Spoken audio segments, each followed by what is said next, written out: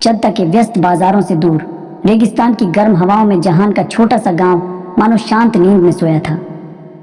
यहाँ की जिंदगी उतनी ही सरल थी जितना आसमान साफ और सूरज का तेज। जहान अपनी पत्नी आयशा और दो बच्चों सलीमा और समीर के साथ एक छोटे से मिट्टी के घर में रहता था। जहान खेतों में काम करता था और आयशा घर संभालती थी। उनकी जिंदगी खुशियों से भरपूर थी, मगर किस्मत को कुछ और ही मंजूर था। एक भीषण गर्मी के दिन जहान खेत में काम कर रहा था कि उसे तेज बुखार आ गया। गांव के डॉक्टर ने उसे जेद्दा के बड़े अस्पताल ले जाने की सलाह दी। जहान को अस्पताल ले जाया गया, मगर डॉक्टरों की सारी कोशिशों के बावजूद वो उन्हें बचा नहीं सके। आयशा पर दुखों का पहाड़ टूट पड़ा। जहान की मौत के बाद घर की सारी जिम्मेदारी उसी के कंधों पर आ गई। सलीमा उस वक्त 10 साल की थी और समीर मात्र 6 साल का। आयशा ने हिम्मत नहीं हारी। उसने अपने मायके से कुछ मदद ली और गांव के बाहर खेतों में मजदूरी करने लगी। दिन भर तेज धूप में काम करना उसके लिए आसान न था, मगर बच्चों के भविष्य के लिए वो ये सब सहने को तैयार थी। सालों बीत गए। सलीमा अब 16 साल की हो चुकी थी और समीर 14 का। आयशा की मेहनत रंग लाई थी। सलीमा अब गांव के स्कूल में पढ़ाती थी और समीर भी अच्छी पढ़ाई कर रहा था। एक शाम आयशा, सलीमा और समीर खाना खा रहे थे कि आयशा ने कहा, बच्चों, मैंने फैसला किया है कि हमें जेद्दा चलना चाहिए। वहां तुम्हें पढ़ाई के ज्यादा अच्छे मौके मिलेंगे।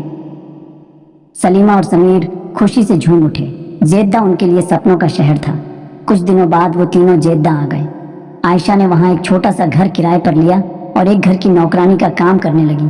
सलीमा पढ़ाई के साथ साथ एक रेस्टोरेंट में पार्ट टाइम काम करने लगी ताकि घर चलाने में आयशा की मदद कर सके। जेद्दा की जिंदगी उनके लिए आसान न थी। शहर की चकाचौंध उन्हें लुभाती जरूर थी, मगर संघर्ष भी कम नहीं था। हर रोज उन्हें कई मुश्किलों का सामना करना पड़ता था। शहर के लोगों की बेरुखी उन्हें कई बार दुखी करती थी, मगर आयशा और उसके बच्चों ने हार नहीं मानी। वो अपने मकसद पर चलते रहे। सालों की मेहनत के बाद सलीमा ने अपनी पढ़ाई पूरी कर ली। वो अब एक नामी कंपनी में बतौर मैनेजर काम कर रही थी। समीर भी पढ़ाई में अव्वल रहा और उसे विदेश में पढ़ने का स्कॉलरशिप मिल गया। आयशा अब बूढ़ी हो चुकी थी।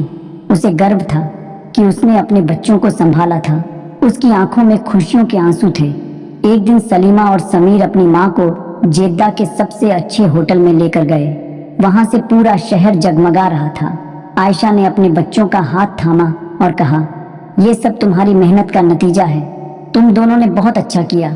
सलीमा और समीर अपनी माँ को गले लगा लिया। उनकी आंखों में भी खुशी के आंसू थे। उन्हें पता था कि उनके माँ बाप के त्याग और संघर्षों की वजह से है